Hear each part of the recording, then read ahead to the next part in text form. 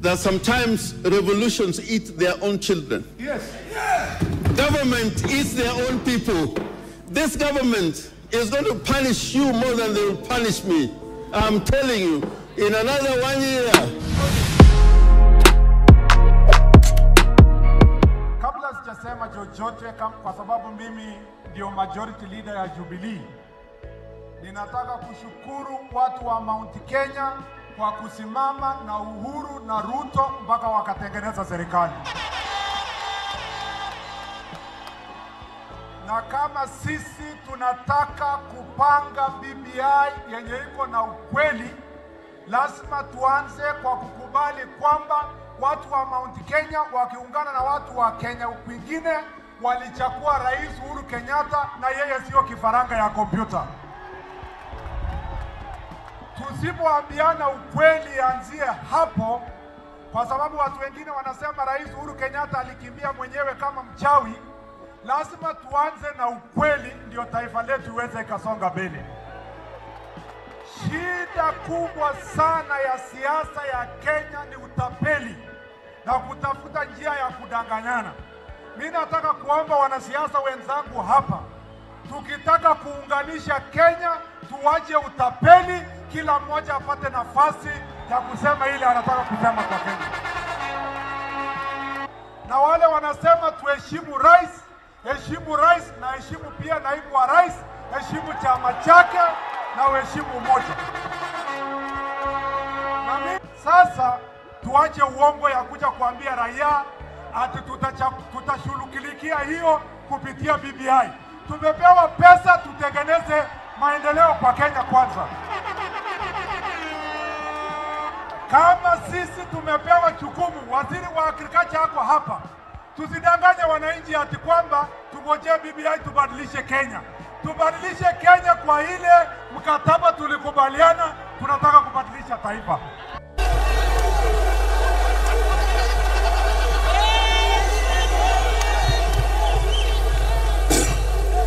Your Excellency, Your Excellency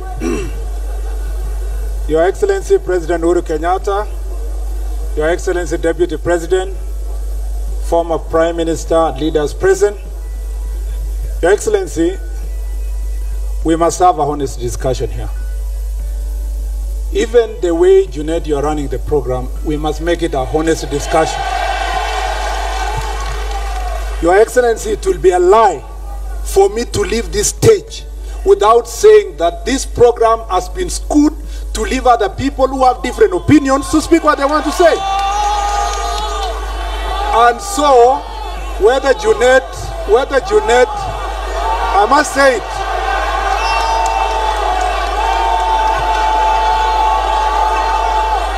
And so, Your Excellency,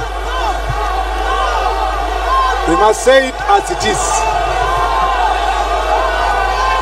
Just hold on, relax.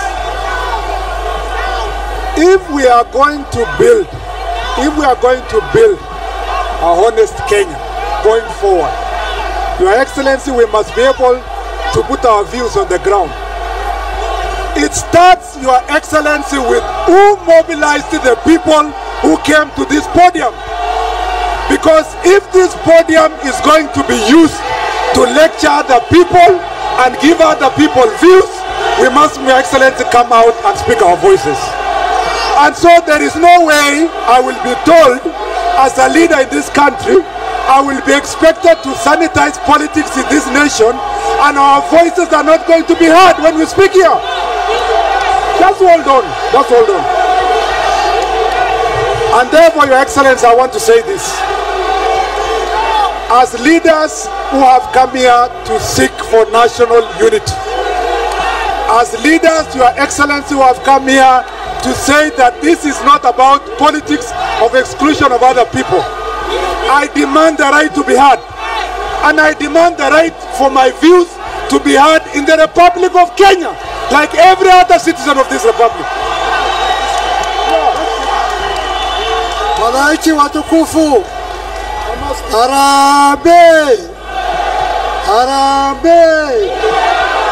Tuwe na heshima, rais wetu yuko hapa, Mimi naona BBI itapita, lakini mpeni mtu huyu nafasi. Please give him time.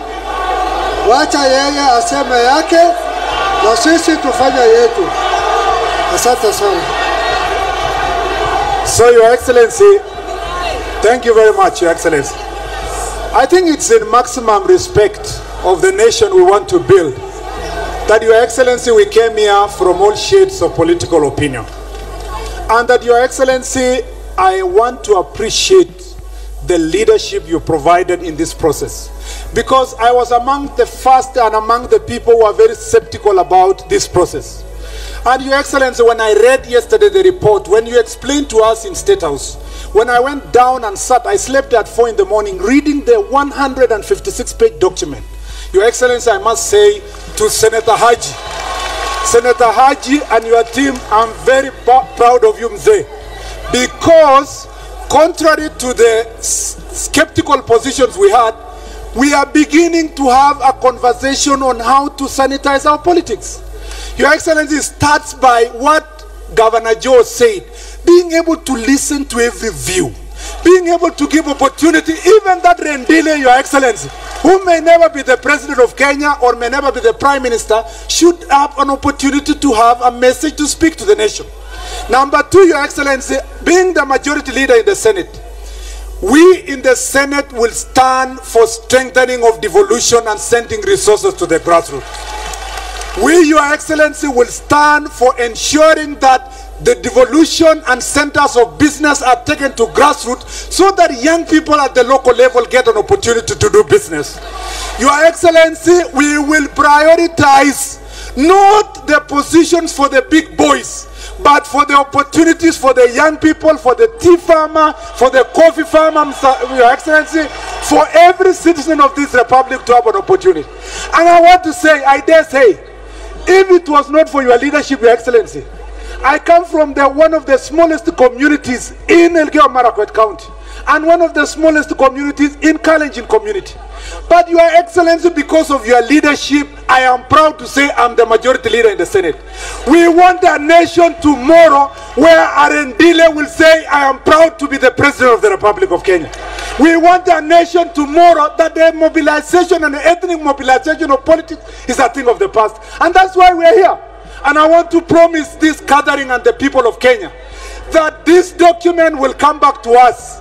We in the Senate, we in the National Assembly, we at the grassroots must be able to sit down and tell ourselves frankly, Junet, that a conversation of this nation cannot be clustered to form political alliances that are good to presenting other people to be anti-this and pro-this. God bless Kenya and God bless this republic. Devolution will be run from the office of DCI na EACC. Governors sahizi, governors nilikuwa na mwingine huko Homa Bay jana wanatetemeka tu, tetemeka. Zama tu yesa atuongei hata microphone hatutaki kwa sababu wameambiwa mnajua tu, unajua ile kafaili ile inasema ulipitia hapa, okay basi iko hapa. Kiongea tu, usiposema BBI na usiposema handshake unapelekwa hapo, unashughulikiwa, unatolewa ofisi, unaambiwa ngojea kesi na kesi hiyo itaisha 2027. If that will be the case, and I want us to have a honest conversation as Kenyans. The Constitution never envisaged that county governments are going to be closed at the behest of those who are controlled by national government. If devolution is going to be left at the situation, wajana, unajua mnaongea hapa, mnaongea mambo mingi. Ati Murkomen alienda kotini kusimama na Songo, sijui nani, sijui nini. Let me tell you, the first responsibility of the Senate is not oversight. Go and read Article 96 of the Constitution. The first responsibility of the Senate is to protect counties and county governments. And I can tell you, I'm no longer a small person. Nimekuwa mtu mzima na nilikuwa lecturer kwa university. Nilikuwa kwa task force on devolved government. Niliandika, I was part of the people who wrote 6 laws on devolution. I understand devolution in Kenya like the palm of my hand. Devolution is under threat and soon counties will be closed. The worst part of this situation is that even the Council of Governors chair ameingiza tail yake kwa katikati ya mguu. He cannot even talk. The Council of Governors, which used to have authority to speak, can no longer speak. Sasa governors wanasomewa na county commissioners. Governors wanasomewa na DDC. We are back to the old powerful provincial administration. And let me tell you from Baringo na munisikie. In 1963, we had a powerful devolution with a regional government that was powerful. But slowly by slowly, using the same methods I'm seeing today, county governments were bastardized. They were lectured the way Matiang'i was trying to lecture counties about pending bills. They were bastardized in the same manner county commissioners are going to preside over governors. In 3 years, devolution was closed. And the people who closed devolution are senators and those who are regional governors at that point in time. I want to say today, if it will continue in the pretext of fighting corruption, in this very manner, the way we are seeing, actually, you will see me, hii county zitafungwa in another 2 years. It will be closed. You may not love your governor. You may think he's a thief, but the fight is bigger than your governor. The fight is about the strength of county governments holding national government accountable. And now that fight has been brought to undermine devolution. I am not speaking as a prophet of doom. I am speaking facts as they are. We must be able to sit down. And I want to tell Governor Nanok, you governors must be able to rise to the occasion, go for summit with the president, have a honest conversation, whether you want devolution closed or you are going to stand with the people of Kenya so that services can come to the local level. Asanteni sana na Mungu awabariki. Ambie wale wa mpango wa kando ambao wanafikiria watavuna baale hawajapanda ya kwamba we are not about to separate ourselves with Jubilee and Uhuru Kenyatta. That is our investment. We have put our own political investment for more than 10 years on Uhuru Kenyatta. And nobody can give us a lecture and nobody can tell us muachane na Uhuru Kenyatta. Hata Uhuru Kenyatta mwenyewe hawezi kututoroka, akipika kona, si tunapika kona na yeye. Mumenisikia watu wa Nyeri? This investment is not going to be changed. So if you are planning for William Ruto, Kipchumba Murkomen, sijui Ichung'wa, sijui Kuria, ati watoke Jubilee ama wawachane na Uhuru Kenyatta, jipange sasa afresh. Because we are giving you the message today. Atuwachane na Uhuru Kenyatta na atuwachi Jubilee. Hiyo ni shares yetu, hiyo ni investment yetu, na lazima tutavuna hiyo investment in 2022. Moderator. Shida ya Kenya saa hii ni shida kama ya familia. Kwa familia, mtu unaoa bibi yako, mnazaa watoto 10, pengine vijana ni 7 na wasichana ni 3. Mnaendeleza familia yenu. Alafu baada ya miaka 20, mzee anatembea huko center, anafanya kazi nyingine huko, anaona mtu mdogo mdogo huyu anafua ako na sura nzuri na inakaa macho inashika kidogo, ati wameanza kuongea kidogo, watume SMS, wakunywe chai pamoja. Ati sasa huyo mtu anaanza kumfunza bwana wa nyumba ati bibi yako ni mbaya, watoto yako ile vijana 7 ni mbaya, ati sijui hata wasichana yako 3 sio wazuri, mimi ndio naweza chunga wewe vizuri, tunaweza kuketi na wewe vizuri. Ati sasa huyo mzee kwa kusikia mpango ya kando atakuja nyumba yake aanze kusema nyinyi mpaka and go, ule waduka na wasoko atakuja kukaa wewe nyumba. Itawezekana kweli? My friend, hiyo haitawezekana. Mwache kujipanga mapema. Hii marriage tuko nayo tumesha invest nani? Na ukiwa na vijana 7 huwezi toka kwa nyumba hiyo tu ati unatoroka namna hii. Watakula nini? They must inherit from that very investment you have invested for many years.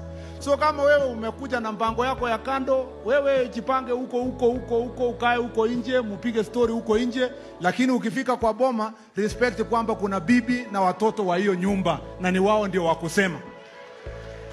Ukweli ama sio kweli? Na kwa hiyo nyumba hakuna vile mzee ataepa inheritance.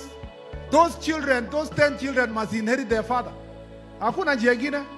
Na hata akipiga kom namna hii tunapiga tu kom na yeye mpaka ile watoto ya hiyo familia wana inherit their own father. There is no shortcut in this safari yenye tunaenda pamoja tumoja. Nairobi, Mr. Speaker, is a military county.